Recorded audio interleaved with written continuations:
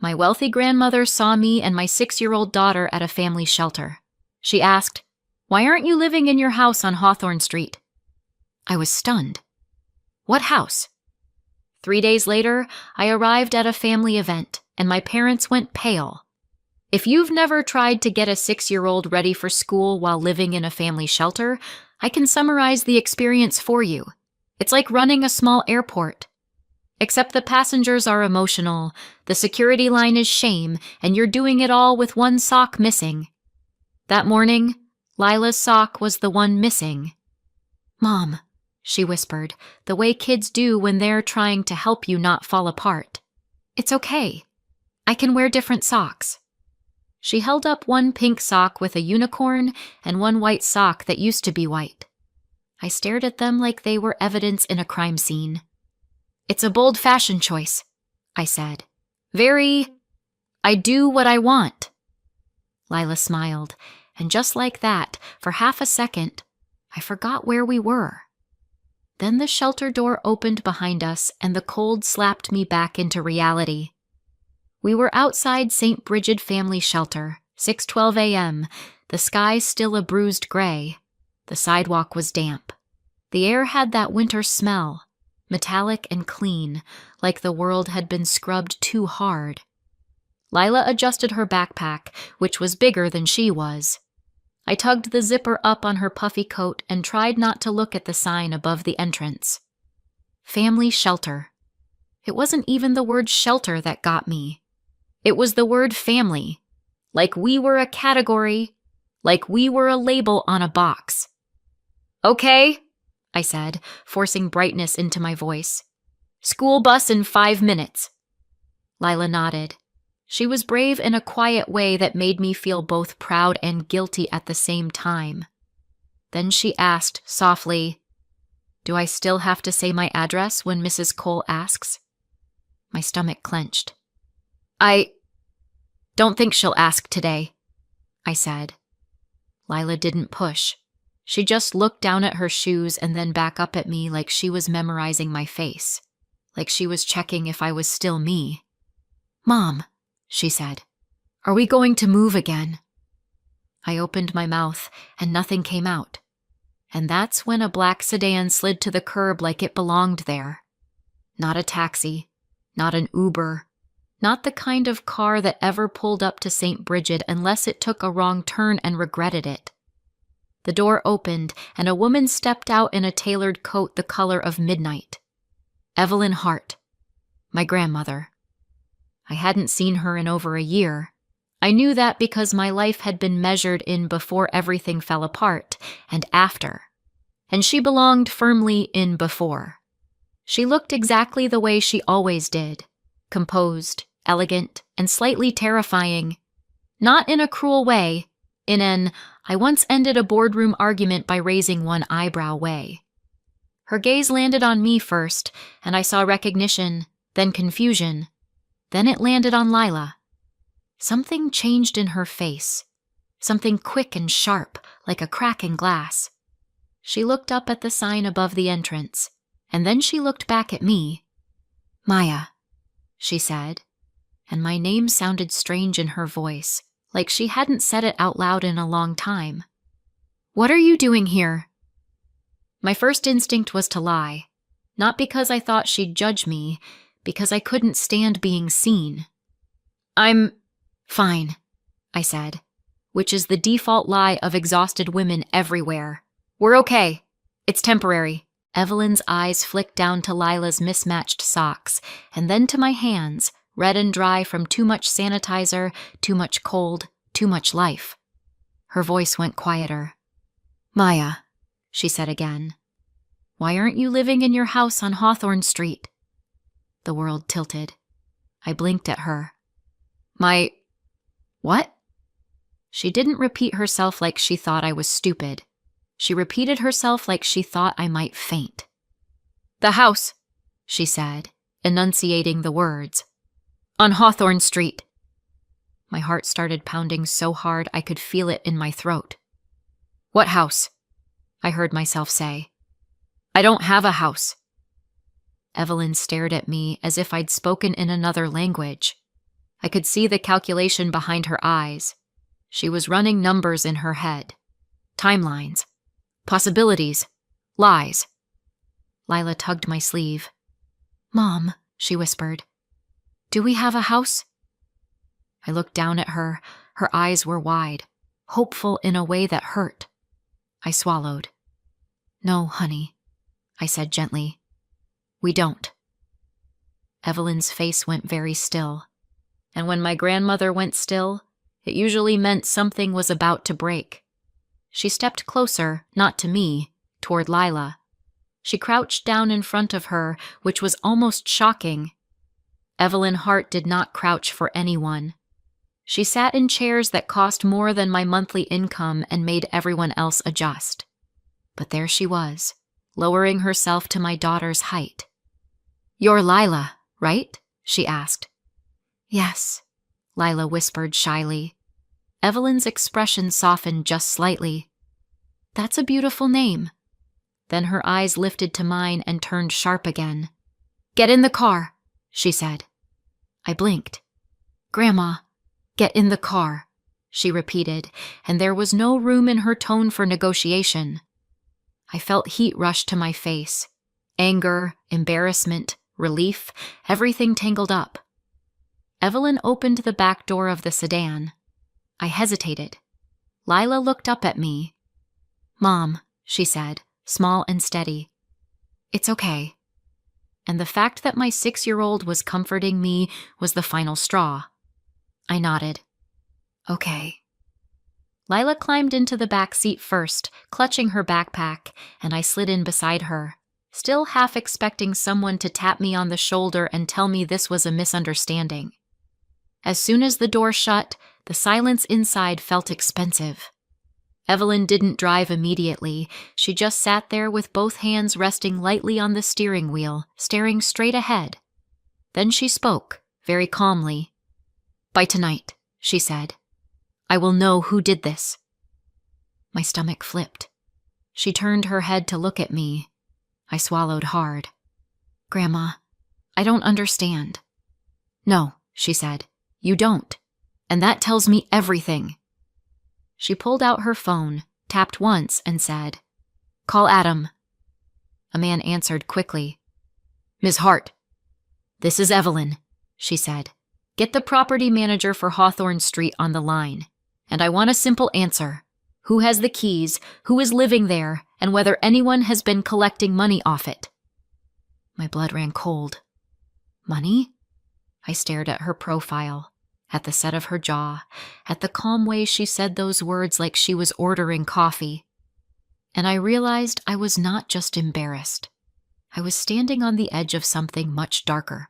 If you'd asked me 6 months earlier if I thought I'd ever be living in a shelter with my daughter, I would have laughed. Not because I thought it couldn't happen, because I thought it couldn't happen to me. That's a dangerous kind of arrogance, by the way. It doesn't protect you. It just makes the fall louder. 6 months earlier, I was still working as a nursing assistant at St. Jude's Medical Center. 12-hour shifts, call lights going off like a slot machine, people asking me for things I didn't have. Time, answers, miracles. I was exhausted, but I was surviving. And then I moved in with my parents. It was supposed to be temporary. It always starts with temporary. My dad, Robert, had that calm, reasonable voice that people believe. My mom, Diane, had that soft smile that made her sound like she was doing you a favor, even when she was cutting you off at the knees. These days, I call them by their first names.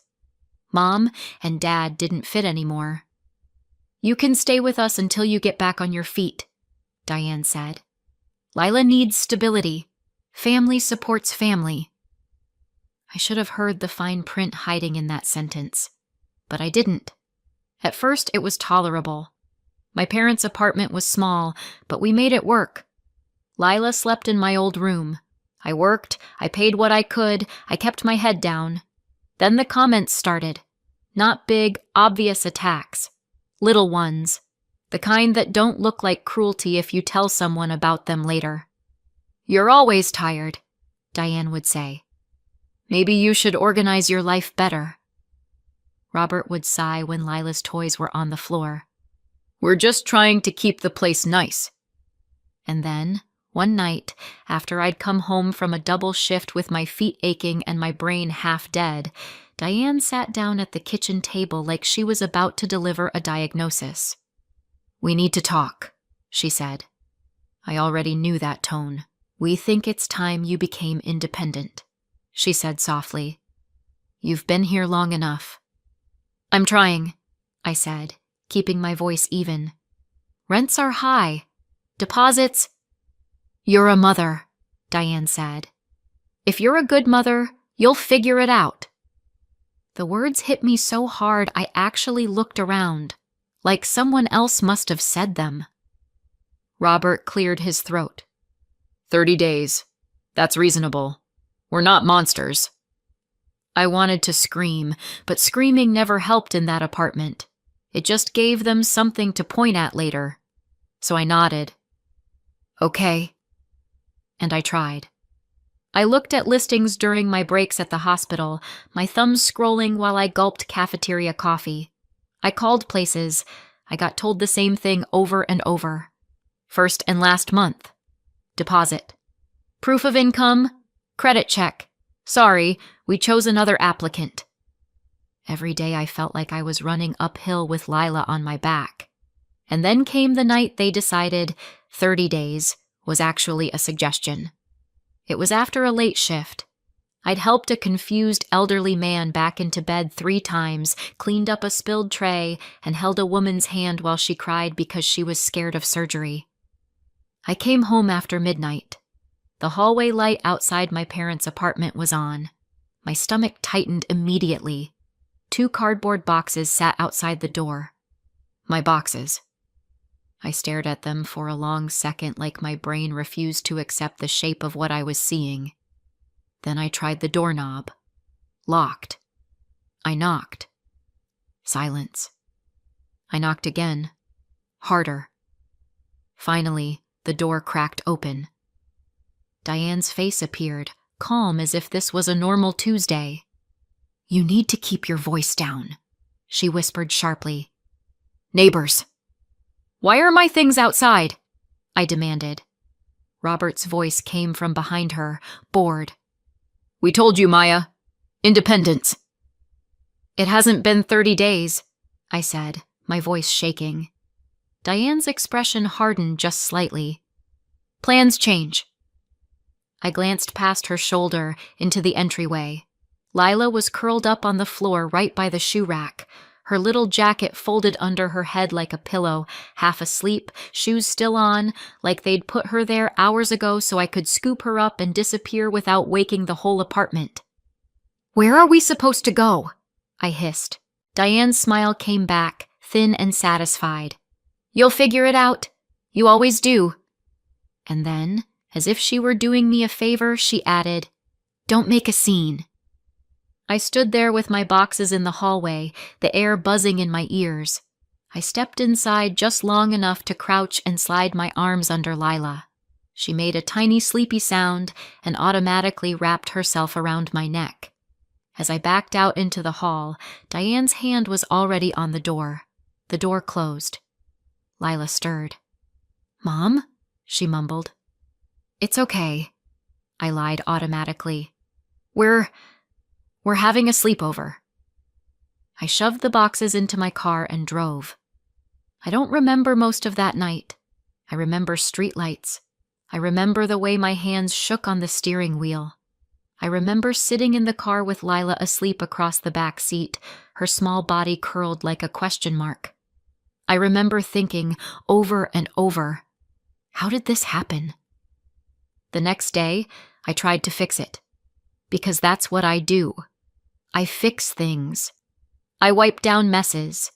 I lift people who can't lift themselves. I called Diane. She didn't answer. I called Robert. He answered once. We're doing this because we love you, he said, like he was reading from a script. Tough love. Then he hung up. I went to work anyway, because the rent I didn't have wasn't going to pay itself. By day 3, my cheeks were hollow from stress and my stomach hurt from cheap gas station food. I tried a motel. 1 night. 2. Then the money ran out. A school counselor noticed Lila was quiet, asked if everything was okay. I lied. Then the counselor asked again, gently, and I saw Lila watching me with those big eyes, learning from me how to lie to survive. So I told the truth. And 2 days later, I was filling out shelter intake forms while Lila sat beside me swinging her legs. The intake worker was kind but tired, like she'd seen too much. "We need your information," she said.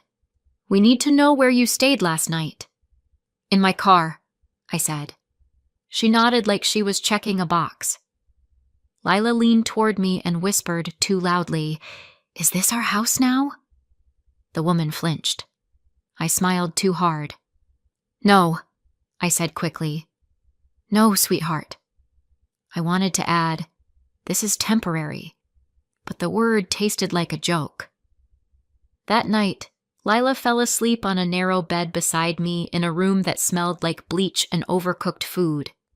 I lay awake listening to the sounds of other families behind thin walls, coughing, babies crying, someone whispering, "It's okay," over and over like a prayer. My phone sat in my hand. I thought about calling my grandmother. Evelyn Hart was not the kind of woman you called to cry. She was the kind of woman you called when you needed a problem solved. But my mother had spent years training me not to bother her. "Your grandmother hates drama," Diane always said. "She doesn't like weakness. Don't embarrass yourself." And when I texted Diane after the lockout, asking if Evelyn knew what was happening, Diane responded instantly. "Grandma is overseas. She's busy. Don't drag her into this." It was incredible how fast my mother could answer a text when she wanted something. So I didn't call. I told myself I'd handle it. I told myself I didn't want to look pathetic. I told myself a lot of things. And then, on a cold winter morning, my grandmother stepped out of a black sedan outside a shelter and asked me why I wasn't living in my house on Hawthorne Street. And I realized I didn't just have a housing problem. I had a family problem, and someone had been lying for a long time. Back in the sedan, Evelyn's call was already in progress. I didn't hear the other voice, only Evelyn's side, sharp enough to cut glass. "Who signed for the keys?" A beat. "And the house is occupied." My stomach dropped. Evelyn didn't react like someone surprised. She reacted like someone confirming what she'd already suspected. "Send the file to Adam," she said. "Everything." She ended the call and finally looked at me, not with pity, with certainty. I sent one text to Lila's school with thumbs that wouldn't stop shaking. "Family emergency. Lila won't be in today. No explanation, no essay. Just the truth in the smallest, least humiliating package I could manage." Evelyn drove to a diner 10 minutes away, the kind of place with warm windows, a bell on the door, and menus that smelled like syrup. Inside, the heater blasted my face so hard I almost cried from the shock of being warm. We slid into a booth. Lila immediately found the kids' menu and started coloring a cartoon pancake like it had personally insulted her. Evelyn ordered hot chocolate for Lila without asking. I watched her do it and felt a weird wave of anger. Not at Evelyn, at the universe, because it was that easy to be kind, and my parents had chosen everything else. Evelyn lifted her phone again. "Grandma," I started, then stopped, because I had no idea what I was even asking. "What house? Why are you here? How did my life become a shelter sign?" Evelyn didn't answer my questions in the order my panic wanted. She just said calmly, "I'm going to make another call. You'll listen, and you won't interrupt." I nodded. It was the kind of nod you give a surgeon when you're on the operating table. She tapped the screen and put the phone on speaker. 1 ring, 2, then my mother's voice. "Diane." bright and sweet, like she was auditioning for the role of loving parent in a community theater production. "Evelyn! Oh my goodness! What a surprise! How are you?" Evelyn's tone stayed pleasant, almost gentle. "I was thinking about Maya," she said. "How is she doing?" I felt my stomach drop into my shoes. There was a microsecond of silence, the tiniest pause where a liar decides which version of reality is most useful. Then Diane answered smoothly, confidently, like she'd been practicing the sentence in front of a mirror. "Oh, she's doing great," she said. "She's living in the house. She's settled. She loves it. You know Maya. She wanted space, so we didn't bother you." I stared at the sticky table as if it might open up and swallow me whole. Across from me, Lila colored quietly, humming to herself. She didn't understand the words, but she understood tone. She glanced up once, saw my face, and went right back to coloring harder. Like she could scribble the problem away. Diane kept talking, filling the silence with cheerful nonsense. How busy she'd been, how proud she was, how family is everything. Evelyn let her.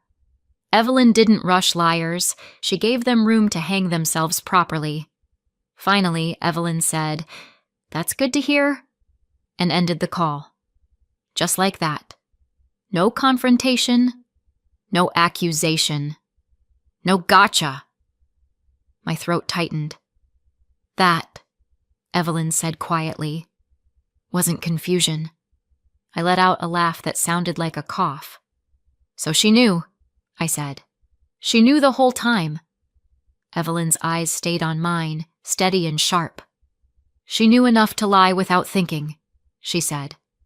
"That tells me what I need to know." Lila slid her coloring page toward me. "Mom, look. I made the pancake purple."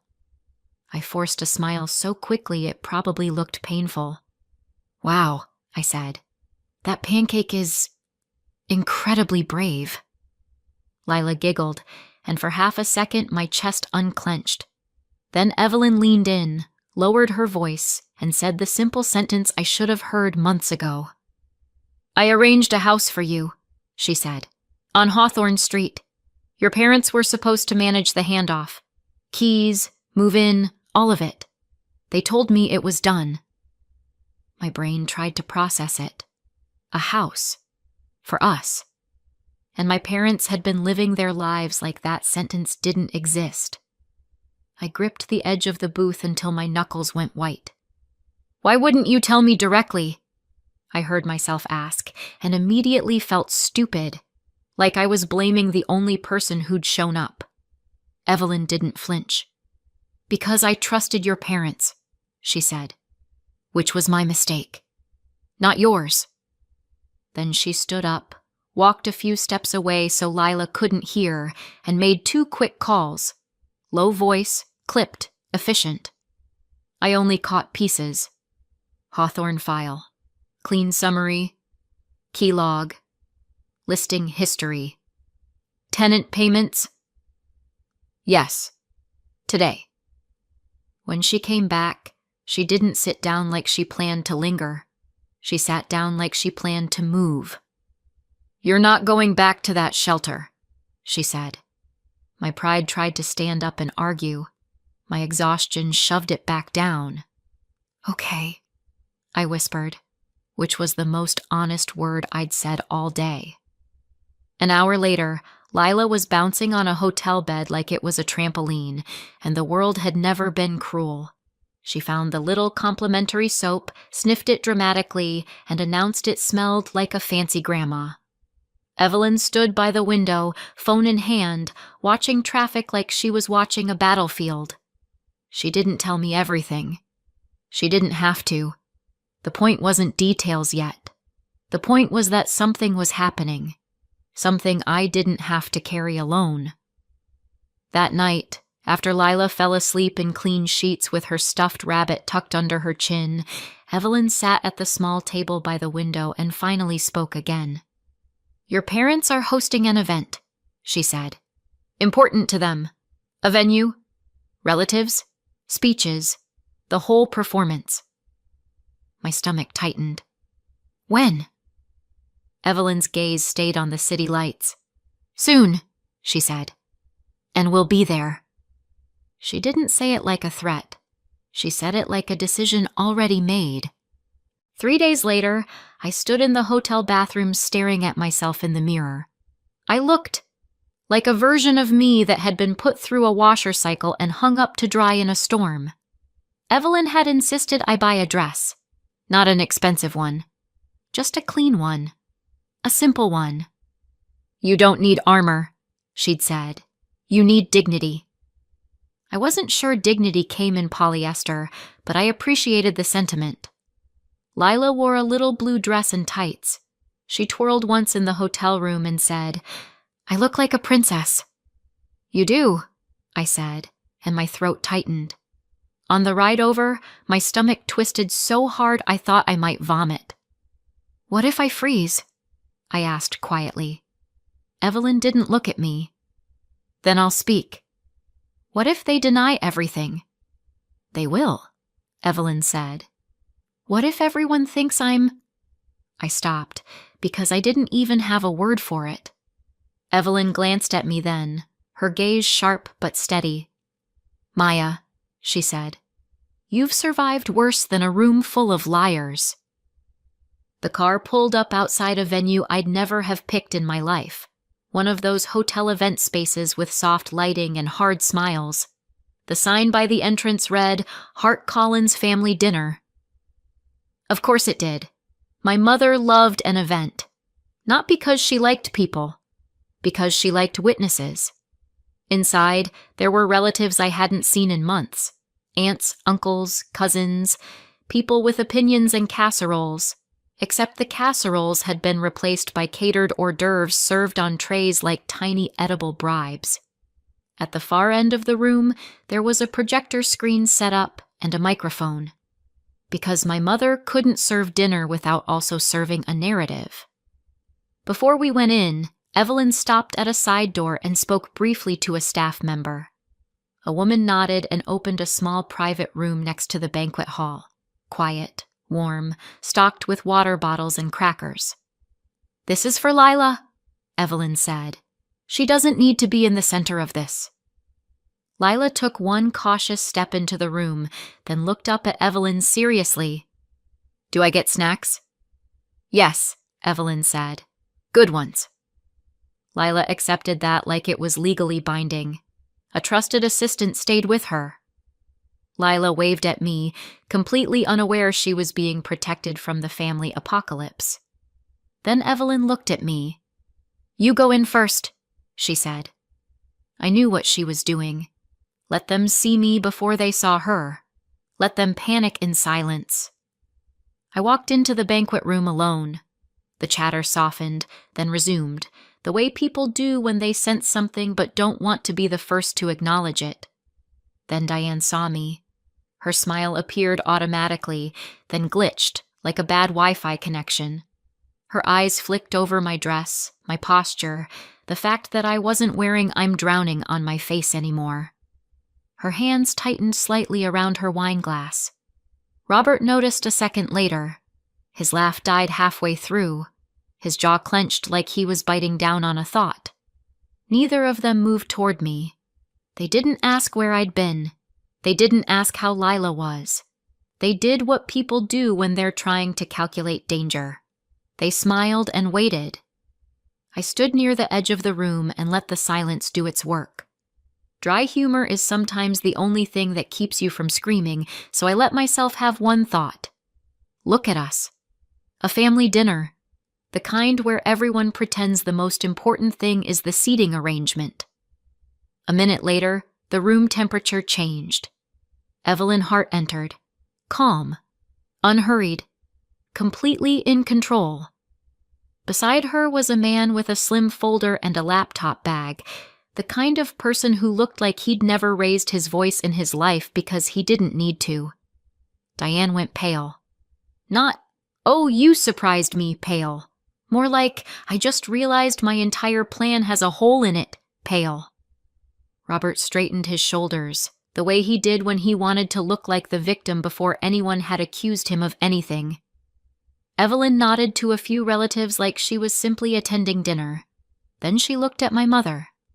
"Diane," Evelyn said lightly, "before we eat, I'd like to clear up something you told me." My mother's smile tightened. "Of course, Mom." Evelyn's voice stayed calm. "You told me Maya was living in the house on Hawthorne Street," she said. The room quieted, not because everyone suddenly cared about Hawthorne Street, but because everyone suddenly cared about Diane's face. Diane's eyes darted. She set her glass down as if it had become heavy. "Well," she said, laughing too fast. "Yes, she—" Evelyn held up a hand. "Let's not do this with guessing," Evelyn said. "Let's do it with facts." She nodded to the man with the laptop. He stepped forward and plugged into the venue's projector like he'd done it 1,000 times. The first slide appeared, Hawthorne Street. Summary. A murmur ran through the room. Diane's mouth opened. Nothing came out. Evelyn didn't speak like she was giving a courtroom speech. She spoke like she was reading the weather. "This house was arranged for Maya and Lila," she said, and the screen showed a simple line to match. Next slide. "Keys released to Diane Hart Collins. July." Evelyn let that sit for half a second. Then another slide. A listing screenshot. The Hawthorne house marketed as a furnished rental. Photos of the living room, the kitchen, the bedroom. People leaned forward. Diane's hands started to shake. Next, a lease summary. Names blurred, dates visible. Tenants moved in. August. And then the slide that made the room go dead quiet. A payment instruction page from the property manager file. Rent payout account. Provided by Diane and Robert. Evelyn's voice didn't rise. "Diane," she said, "you didn't just take the keys." She looked around the room, making sure everyone heard. "You rented out the home meant for my granddaughter and my great-granddaughter, and you had the rent sent to an account you controlled." Robert snapped first, loud, trying to take back the room. "This is inappropriate," he barked. "This is a family event." Evelyn turned her gaze to him. "Yes," she said. "That's why I'm doing it here." Diane found her voice, thin and frantic. "We were going to tell her," she said quickly. "It was temporary. We needed—" "Temporary," Evelyn repeated. Her eyes flicked toward the side room where Lila was, unseen but present. "You displaced a child," Evelyn said, and the room went still. She paused, just long enough, then finished the sentence. "For profit." Someone gasped. Someone whispered, "You've got to be kidding." Diane started crying, real tears this time. "We had debts," she sobbed. "You don't understand." Evelyn's expression didn't change. "I understand enough," she said. "And I'm done funding your choices." She turned slightly so everyone could hear and said simply, "Starting now, Diane and Robert receive nothing from me. No more help. No more transfers. No inheritance." Robert's face twisted.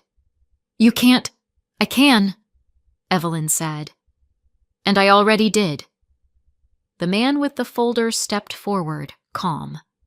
"Diane Collins, Robert Collins," he said politely. "These documents are for you." A uniformed officer stood nearby, not dramatic, not aggressive, just present, because Evelyn didn't gamble with scenes like this. Diane stared at the papers like they were radioactive. Robert took them with shaking hands, then looked around the room and finally understood the worst part. This wasn't a fight anymore. It was a reputation collapsing in public. Evelyn's voice stayed level. "You will not contact Maya," she said. "You will cooperate, and you will answer for what you did." Diane turned to me then, eyes wild. "Maya," she begged. "Tell her to stop. We're family." Something inside me went cold and clear. "You should have remembered that," I said quietly, "before you made a business out of my daughter's home." Diane's face crumpled. I didn't feel joy exactly. I felt relief. Relief that the truth was finally out loud. Relief that I wasn't crazy. Relief that Lila would never have to learn how to smile through humiliation the way I had. I didn't stay for the aftermath. I walked out of the banquet room, down the hallway, and opened the door to the private room. Lila looked up, cheeks full of crackers. "Mom, are we done?" I crouched and hugged her so tight she squeaked. "Yeah," I whispered. "We're done."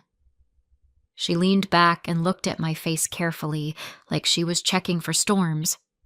Then she asked softly, "Can we go home?" I swallowed hard.